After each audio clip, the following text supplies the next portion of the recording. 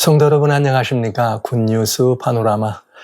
네, 주님의 아름다운 말씀을 통해서 저희들이 좀 더 이 땅에 살고 있지만 하늘의 것을 맛보게 하시고 그저 세상에서 더불어 살아가지만은 그저 하늘에 속한 사람 돼서 하늘을 종종 바라볼 수 있는 특권을 가진 사람으로 살게 하시는 귀한 공과들을 익히 살피는 복된 시간입니다.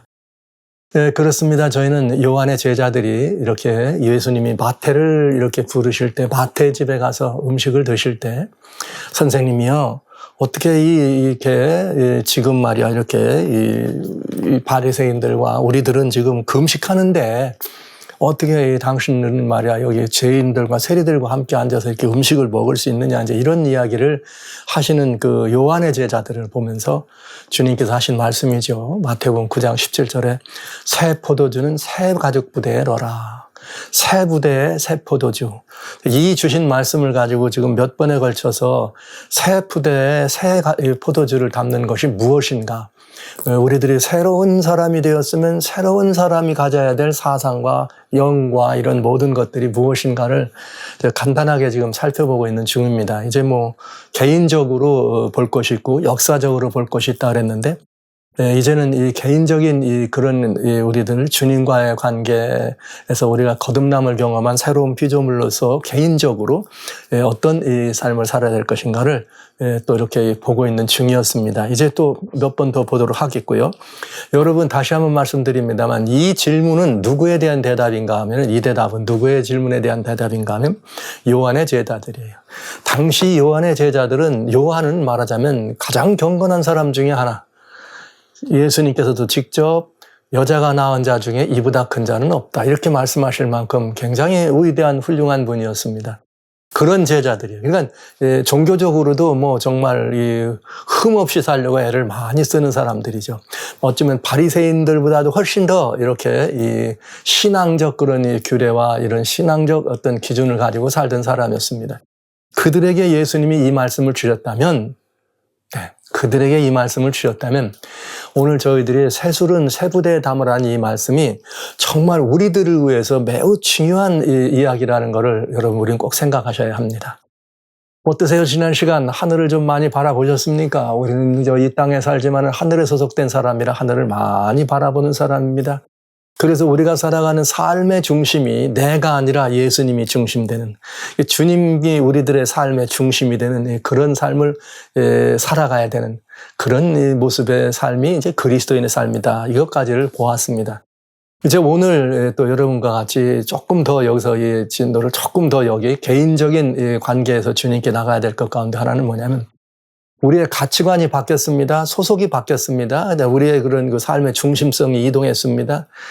그렇지만 아직 우리들이 존재는 하나님께로부터 우리의 존재 이런 의미와 이런 것들이 시작됐다고 하지만, 그래서 우리가 이렇게 새로 거듭난 그런 삶을 살아갈 때 우리들의 삶의 방향과 삶의 목표는 뭐냐 이거죠. 약간 그 가치관에 따라서 모든 것들을 바라보는 우리의 가치가 달라졌다는 말씀을 드렸고, 영원하도록 있는 가치가 우리들의 이런 거 추구해야 될 것이라는 말씀을 드렸지만, 이제 정말 그렇게 거듭 태어난 우리들을 주님은 이렇게 부르시고 이렇게 살게 하시는 주님 안에서 우리는 정말 주님과 우리들과의 관계에 있어서 우리들을 향해 주시는 주님의 삶의, 그리스도인의 삶의 목표는 뭐냐 이거예요. 그러니까 삶의 방향과 지향성에 대해서 가치를 이해했으면 이제는 그 가치가 우리들의 삶의 방향성이요 지향성이 되겠습니다. 이 부분을 조금 좀 더 말씀을 드려보겠습니다. 근데 이건 대단히 중요한 일이에요, 그리스도인에게 있어서. 근데 이제 제일 예수님을 믿고 예수님을 아는 사람들은 어떤 부분에서 이제 우리 마음이 걸리는가 하면, 고린도전서 이렇게 10장 31절이죠. 우리는 이 말씀을 아주 좋아합니다. 이것이 이렇게 되든 안 되든 이 말을 아주 좋아해요. 고린도후서 10장 31절에 뭐라고 되어 있는가? 그런즉 너희가 마시든지 먹든지 마시든지 무엇을 하든지 다 주님의 영광을 위하여 하라. 할렐루야.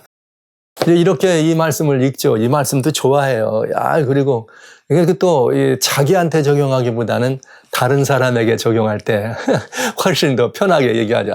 주님의 영광을 위해 일하라고 뭐라든지 그랬다고. 그래서 혹 이제 우리들 자신은 대개 여기서 빠지죠. 자녀들의 미래를 걱정하거나 또 무슨 어디 자녀들을 위해서 뭔가 무슨 학교든지 아니면 취업이든지 아니면 동료든 그리스도인들이든지 아니면 교회에서 어떤 일 때 우리가 주님의 영광을 위하는 사람들 아니냐 이런 맹렬하게 주님의 영광을 위하는 그런 모습들을 우리들이 드러낼 수 있습니다. 내 자신의 삶에 적용할 땐 그 말 쏙 빼죠. 내가 살아나 죽으나 무엇하든지 주님의 영광을 위하여 할 거다 이렇게 말하면서 생각은 하지만은 막상 그 문제에 걸리면은 마음에 많이 짐스럽고 부담이 되는 거죠. 짐스럽고 부담이 되는 거죠. 지난 시간에 사도 바울이 모든 걸 배설물로 여겼다 할 때 그것을 다른 사람들에게 말할 때 또 아니면 그냥 읽을 때는 편하지만 우리에게 그걸 적용할 때는 좀 마음에 깊은 부담이 있고 쉽지 않은 것 똑같이 우리는 그런 모습들을 보는 것입니다. 여러분, 우리가 그리스도에게 영광을 돌린다. 무엇을 하든지 영광을 돌려라. 우리의 말은 우리의 삶을 통하여 영광을 돌려라. 이런 표현을 하잖아요. 그러면 우리는 이제 이 문제에 대해서 다음 말이 나오죠. 그건 또 뭐냐면 이제 빌립보서에 보면은 빌립보 1장에 보면 또 어떻게 하는 것이 주님의 영광을 주님께 영광된 삶을 사는 거냐 그러면 빌립보 1장에 이제 20절로 이렇게 돼 있어요. 자, 내가 나의 간절한 기대와 소망을 따라 아무 일에든지 부끄럽지 않고 아무러지 부끄럽지 않고 이제도 내가 담대히 살든지 죽든지 주님께서 어떻게 그리스도가 내 안에서 어떻게 된다? 존귀하게 된다. 그렇기 때문에 나는 사는 것도 여기 내게 사는 것이 그리스도이기 때문에 죽는 것도 유익하다. 와우. 막 점점점 표준이 높아져요. 주님의 영광을 위하라 막 이렇게 하다가 보면 내가 살든지 죽든지 말이야. 주님의 영광을 구하고 주님을 위하여 죽고 나는 주님을 존귀하게 여기는 일은 스스로 이것이 이제 우리들의 가치에 또 우리들의 삶의 지향성이 되고 이것이 우리들의 삶의 목표가 됩니다. 근데 어때요, 여러분? 이 목표가 여러분들에게 적용될 때 수월합니까? 이 목표가 여러분들에게 주어질 때 쉽습니까? 이 말씀을 조용히 생각하면 어떻습니까? 나는 내 삶의 목표는 내가 존재하는 이유는 이제 뭐다 이게 내가 삶은 목표는 하나님께 영광을 위하여 내가 정말 살든지 죽든지 내 안에서 그리스도께서 존귀히 되기를 원한다. 이렇게 이런 결심과 결단을 하면서 뭔가 우리는 막 그냥 매해마다 새 아침 되면 그런 결정하잖아요. 결심하잖아요. 또 어떤 일들이 있으면 또 그런 그 큰 어려움이나 뭐가 있을 때는 주여 내가 이제는 사나 죽으나 주님만을 위해 살겠어. 이런 말씀 하잖아요. 그러면서 이제 또 여기서 한 걸음 이제 더 나가죠. 여기서 더 나가면 뭐가 있는가? 이제 로마서 14장이 나와요. 로마서 14장에 보면 여기서 이제 더 나가는데 뭐라고 되어 있는가? 로마서 14장입니다. 7절로 8절에 보면 이렇게 우리 중에 누구든지 자기를 위하여 사는 자가 없다. 자기를 위하여 죽는 자도 없다. 우리는 살아도 죽을 위하여 죽고 살고 죽어도 주를 위하여 죽으니 그러므로 사나 죽으나 우리가 주의 것이로다. 할렐루야. 우리는 사나 죽으나 이렇게 우리는 주님의 것이다. 이런 찬양을 부르면서 마음에 깊은 감동도 있고 그냥 눈에는 눈물이 글썽거리면서 그런 결심들을 합니다. 사나 죽으나 주님의 것이다. 성도 여러분, 이렇게 신앙의 표준이 이렇고 이런 신앙의 표준이고 이런 삶의 방향성을 가지고 이렇게 내 목표를 정했다 그러면 마음이 어떠십니까? 생각으로는 그래야지. 나도 그럴 거야. 이런 생각은 할 수 있어요. 또 결심도 그렇게 할 수 있어요. 그런데 막상 여러분 어떠세요? 그렇게 우리의 삶을 통해서 내 삶은 이렇기 때문에 사나 죽으나 주님을 위하여 내 것은 주님의 것이고 주님을 존귀하게 하고 주님을 영화롭게 하는 주님께 영광 돌리는 이런 삶을 나는 살아야지. 결심도 하고 다짐도 하고 하는데 잘 됩니까? 아니면 이렇게 하는 것이 여러분 어떻게 느껴지세요? 쉬우세요? 어려우세요? 여러분, 이게 도대체 무슨 의미라고 보십니까?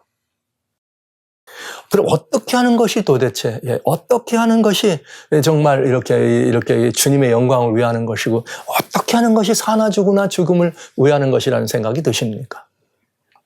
우리는 굉장히 이 문제에 대해서 읽기는 편하고 이렇게 입으로 말하기는 편지만 실제 자기 삶에서 그리스도인이란 이런 사람들이야 이렇게 말할 때 내가 바로 그렇게 살고 있어 이렇게 말하는 것은 쉽지 않은 것.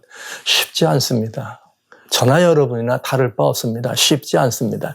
마음은 소원이지만 베드로가 말이죠.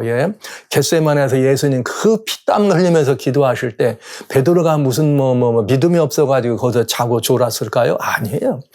마음으로는 간절히 그 주님의 거기에 고참하고 있었습니다. 그러나 그의 그 육신적 연약함이 그 자신도 모르게 깊은 잠에 떨어지는 것을 우리는 보잖아요. 그런 우리 자신을 발견하는 거죠. 마음으로는 생각으로는 사나 죽으나 주님의 이름을 위하여 사나 죽으나 나는 주님의 것이야. 살든지 죽든지 주님을 존귀하게 할까 이런 결심도 하고 다짐도 합니다. 그러나 막상 우리가 실제 우리의 삶에서는 이 일은 왜 그렇게 쉽지 않은 일인가? 이거는 이제 이 문제에 대해서 우리는 왜 이것이 우리 삶에 쉽지 않고 왜 우리 삶에서 그렇기 때문에 나로 하여금 예수님을 믿고 살면서 뭔가 좀 이룬 것 같고 뭔가 좀 된 것 같다가도 나로 하여금 이렇게 기가 죽고 뭔가 좀 이렇게 이 마음이 낙담이 되는 그런 이 삶으로 내가 떨어지고 나를 그렇게 내 자신을 그런 나를 발견하게 되는지 이 이유가 있어요. 그 이유는 뭐냐? 우리는 먼저 이런 거죠. 주님께 영광 돌리는 삶, 이런 삶이란 큰 사역이야. 막 이렇게, 어떤 사역이에요? 그냥, 막 여기서 내가 내 몸을 말이야, 불사르게 내줄지라도 말이야, 이런 삶. 내가 말이야, 막 순교자의 삶. 이런 것들을 높은, 이것이 내 삶의 방향인 것 같이 순교자가 돼야 되겠어. 나는 내 삶의 모든 것들을 다 줘버리고 이제부터 난 오직 선교 일념이야. 나는 오로지 전도만 해야 되겠어. 아니야, 내가 지금 깨달은 바가 있어. 난 모든 것 다 하고 난 사역자가 돼야 되겠어. 이렇게 살면 좀 영광되는 삶을 사는 것 같고 주님의 이름을 높이는 삶이 아닐까. 이런 우리들의 개념이 우리들로 하여금 하나님의 영광을 올리는 삶을 살아가는 일에 있어서 사실은 그것이 좀 장애가 되고 있다는 저는 솔직하게 이렇게 말씀을 드립니다. 왜 그런가? 그 연유는 이런 데 있습니다. 우리가 좀 이제 쉬운 말씀을 드리자면은 히브리서 11장을 믿음의 장이라고 그래요. 믿음으로 거기 나오잖아요. 믿음으로 아브라함은 믿음으로 모세는 믿음으로 다윗은 믿음으로 이사야는 믿음으로 삼손은 믿음으로 와우 노아는 말이죠. 믿음으로 아벨은 말이죠. 순교도 하고 방주도 짓고 믿음으로 말이죠. 그냥 그 엄청난 일들을 이루면서 비록 그들이 말이죠. 막 그런 이 상황 속에서 이 대단한 용사들, 믿음으로 다니엘은. 그러니까 어린 시절 신앙 안에서 자란 어린이들에게는 그 심령의 영웅은 다니엘, 다윗, 이런 영웅들이 있어요. 삼손, 이런 영웅들이 있어요. 이제 연세가 있고 나이가 들고 이제 성년이 돼가지고 예수님을 영접한 사람들도 이제 그 성경을 이렇게 보면, 이런 분들이 계시네. 믿음의 도덕들이 이런 분이시네. 그러면서 여러분 무슨 생각이 드시나요? 무슨 생각이? 자, 우리들의 신앙의 영웅, 그래서 적어도 하나님께 영광을 돌리려면 이렇게 영웅적 신앙을 하는 것이 하나님께 영광을 돌리는 거로 생각한다 이거죠. 그런 경향이 있다는 거죠. 그런 마음들이 어느 사이에 알게 모르게 내 마음에 자리 잡고 있다는 거죠. 언제부터? 어릴 때부터. 신앙을 영접해 드릴 때부터. 우리 배울 때부터 맨날 다니엘을 배우고 다윗을 배우고 삼손을 배우고 톱으로 켬을 당하는 이사야를 이러잖아요, 여러분. 사도 바울을 배우고 말이죠. 예수님의 12 제자들을 이렇게. 그러니까 그런 높은 이렇게 삶의 표준을 높이 갖는 것 좋은 일이지만 방향성과 목표를 그렇게 갖는 것도 좋은 일이지만 그게 높다 보니까 나하고는 너무 괴리감이 있어 나는 도무지 올라가지 못할 나무가 되는 거죠. 그러다 보니까 결심도 있고 다짐도 있고 마음에 뭔가 좀 결단나는 이런 이를 악무는 이런 것도 있지만 막상 내 삶에서는 그런 일이 된다 안 된다 잘 안 되더라. 여러분이 그렇게 믿음의 장이라고 히브리서 11장을 읽으시면 마음에 용기가 됩니까? 어때요, 여러분? 막 믿음의 용기가 되고 이런 분들이 있었네. 나도 이래야지 이런 용기가 돼요? 더 이 말씀을 잘 보시면 그렇게만 생각하고 내 삶의 내 마음의 영웅이다. 이런 분들이야말로 내 마음속에 있는 나의 호걸이다. 영웅 호걸이다. 이렇게 생각하시면 자신을 바라보는 순간 오라 이는 어렵도다.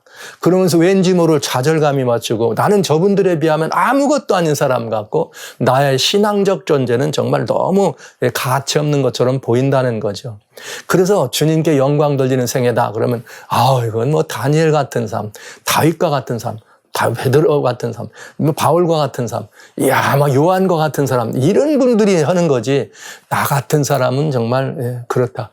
그러면서 이렇게 여기 이렇게 우리들한테 이렇게 위로가 되는 말이 있죠. 그건 뭐냐? 다윗이 그랬잖아요. 내가 말이지 악인의 궁정에서 천일을 사는 것보다 말이죠. 어떻게 하나님의 이렇게 이 성전의 궁전에 뭐예요? 차라리 문지기로 사는 것이 좋겠다. 이렇게 말한 요런 말. 그래 나는 그저 문지기나 되면 좋겠다. 이런 생각할 때가 있는 거죠. 제가 그랬으니까요. 난 이런 일은 감당 못해. 난 그냥 천국에 문지기라면 또 시켜주시면 너무 좋겠다. 근데 솔직하게 이런 생각을 하면서 신앙의 일을 한 점들을 많이 통과하고 지금도 그 마음은 변함이 없으면 나는 그냥 문지기도 좋아. 난 문지기라도 해주신다면 너무너무 해피해. 이런 마음으로 살아갑니다. 그러면 이제 지금부터 제가 이런 질문을 해야 돼요. 그러면 여러분이 그렇게 생각하는 천국의 문지기로 살아가는 건 하나님께 영광되지 않나요? 어떻게 생각하세요?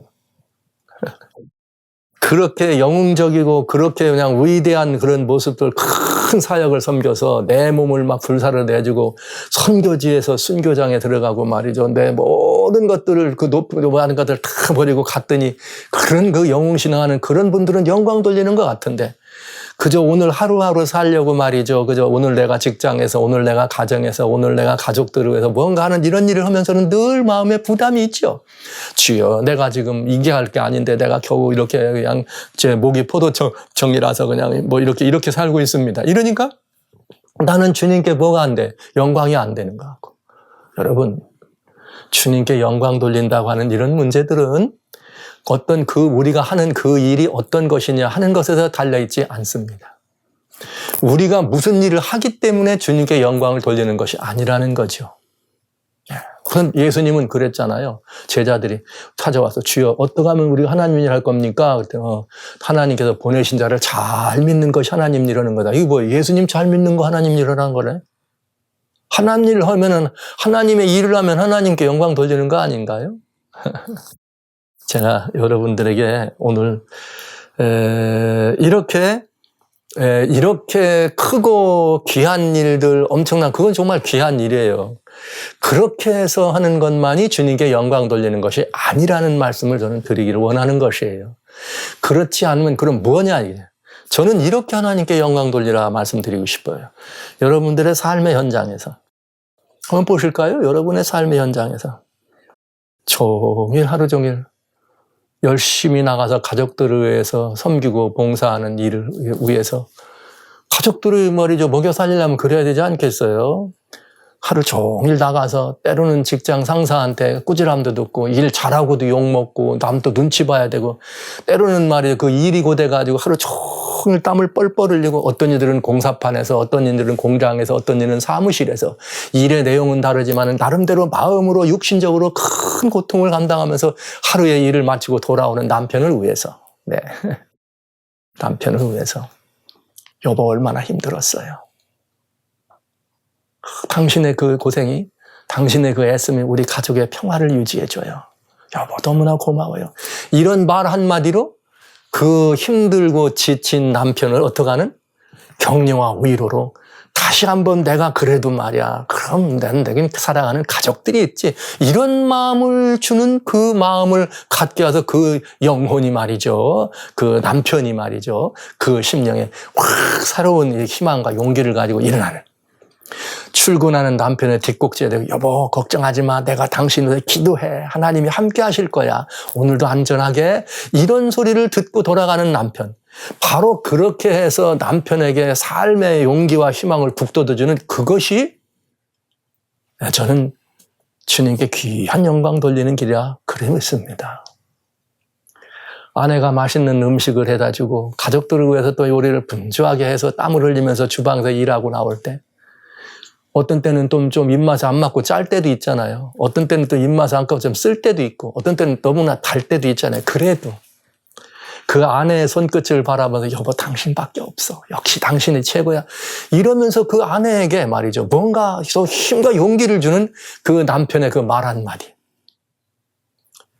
그 말 한마디가 아내를 향해 갔지만 저는 그것이 하나님께 영광 돌리는 행위로 그렇게 믿습니다. 아이들에게 가정에서 늘 내 부모 말만 잘 들으면 그저 칭찬하고 조금 좀 잘못하고 실족하면 뭐 이렇게 하는 그거보다 넘어진 아이들도 붙들고 격려하고 너 괜찮아 잘할 수 있어. 아빠는 엄마는 그래도 너를 사랑해. 그래도 내 편이야. 이러면서 어린 아이들에게 내가 이런 사랑하는 가족들이 있다는 사실, 내가 이런 가족의 일원이라는 것에 대하여 자긍심을 가지고 말이죠. 난 우리 가족이 최고야. 이런 마음으로 그 어린 아들의 말이죠. 집에 남들에 대해서 밖에 나가가지고는 공부 못한다고, 밖에 나가서는 운동 못한다고, 밖에 나가는 뭐 못생겼다고, 아니면 뭐 밖에 나가면 뭐 좀 남루한 뭘 입었다고 그가 나가가지고는 그런 소리를 들을지라도 집에서 말이야 이런 소리를 들으면 그 어린 아이들이 말이죠. 뭔가 좀 희망과 용서 넘치는 용기가 나지 않겠어요? 그 아이들에게 그렇게 용기를 주고 희망을 주고 미래의 문을 열어주는 그 어머니 아버지가 그런 말로 아이를 위하는 이것이야말로 주님을 영화롭게 하는 일이다. 저는 이렇게 믿습니다, 여러분. 교회당에 갔는데 조용히 소리 없이 그 바닥에 쓰러진 휴지 쪼가리 누가 보든 말하든 그저 당번은 있지만은 그저 가다가 에이 청소 당번 뭐 하는가 이런 것도 아니라 이게 아니라 조용히 가서 말없이 휴지를 주워서 휴지통에 집어넣는 와우 그 마음 그 마음 그 작은 행동 하나가 전 주님께 영광을 돌리는 행동이라고 그래 믿습니다. 많은 사람들이 식당에서 줄을 섭니다. 다 배 안 고픈 사람이 어디 있어요. 그렇지만은 그저 먼저 서로 앞에 서려고 하는 그거보다는 뒷사람이 급하면 앞에다 양보하고 먼저 드시게 하고 더 많이 들게 하고 다른 사람들을 위해서 나의 그런 내가 더 누릴 수 있는 나의 특권이나 내가 누릴 수 있는 나의 어떤 것들을 좀 양보하면서 그들에게 먼저 그 앞자리를 양보할 수 있는 그런 잔잔한 그 마음이 저는 주님을 영화롭게 하는 마음이라고 그렇게 생각합니다. 오늘은 왠지 모르게 저기서 말이죠. 한 젊은이가 혼자 조용히 앉아 있습니다. 그저 기도할 때 보니까 어깨를 들먹이는데 삶의 무게에 지쳐서 울고 있는 것 같아. 그때 조용히 그 청년을 찾아가서 조용히 그 어려운 그 가족들의 어떤 그 가족들을 찾아가서 그 손을 잡아주고 어깨를 두드리면서 힘내. 우리 함께 기도하자. 이렇게 말해주며 위로하는 그 말 한마디가 저는 주님을 영화롭게 하는 말이라 그래 믿습니다. 우리 주변에는 정말 따뜻한 말 한마디가 없어가지고 그 따뜻한 이 손길 하나가 없어서 시름시름 앓다가 정말 사회에서 불량품으로 낙인 찍히고 잊어지고 버려지는 사람이 너무나 많아.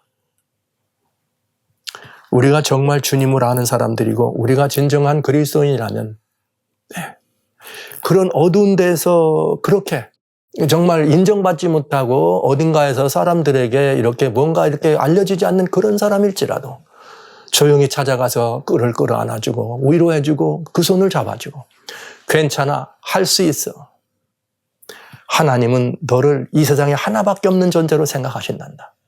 하나님은 선생님을 하나님은 사모님을 하나님은 당신을 그렇게 위하신답니다. 따뜻한 말 한마디로 그에게 정말 평생에 잊지 못할 추억을 안겨주면서 난 그 말 한마디 때문에 삶의 새로운 용기를 얻었사고 그가 살아난다면 그것이야말로 그를 얼마나 영화롭게 하는 일이 될까요? 주님을. 성도 여러분, 하나님을 영화롭게 하는 일은 거대하고 거창하고 큰 것에만 있는 것이 아닙니다. 우리가 일상 삶 속에서 그저 조용히 정말 귀한 선행을 했습니다. 누가 봐도 참 착한 일을 했지만 그 선행을 베풀고 사람들이 몰려들었을 때는 조용히 고맙다는 말을 뒷공문으로 들으면서 조용히 그 자리에 누군지 모르는 자를 조용히 자리를 비켜주는 것. 앞자리는 양보하고 칭찬받는 자리는 양보하고 부족한 자리는 더 먼저 채워주기 위해서 그렇게 공을 돌려주는 그런 마음들. 얼마든지 나보다 상대방이 더 낫다고 인정해주고 나보다 더 사람들을 그렇게 높여주는 그런 마음들. 얼마나 이쁜 마음일까요? 저는 이 마음들이 네, 이 마음들이 그렇게 하는 삶 속에 일어나고 있는 보여지지 않는 잔잔한 그런 행위가 주님을 아주 영화롭게 하는 행동이다 이렇게 생각합니다. 왜냐하면 주님이 그 일을 위해 오셨으니까요. 모든 것들의 위로의 하나님이십니다. 연약하고 상한 갈 때도 어떻게 하시는 분? 꺾지 않는 분. 아픈 자를 위하여 찾아오신 분. 죄인을 향해 찾아오신 분. 상자가 아니라 아랫자리로 돌아오신 분. 그 높은 하늘 상하 군전을 버리고 이 땅에 오신 그 주님.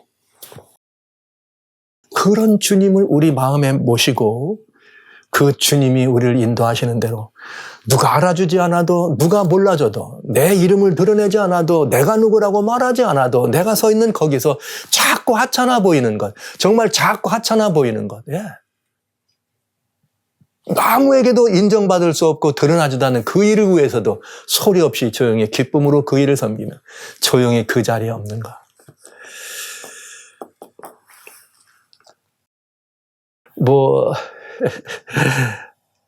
예, 이게 제가 이렇게 말하는 것이 하나님을 영화롭게 하는 말이다 이러면 어떤 분들은 속상하실는지 모르겠어요. 그러나 사실은 저는 이 말씀을 드릴 때 제가 가슴이 정말 아리아리하고 눈물이 날 만큼 이렇게 우리 주님의 말하자면 주님을 영화롭게 하는 것은 우리들의 삶에 가장 깊은 잔잔한 것이 있다는 사실, 이것 때문에 행복을 느끼는 사람이기 때문에 그렇습니다.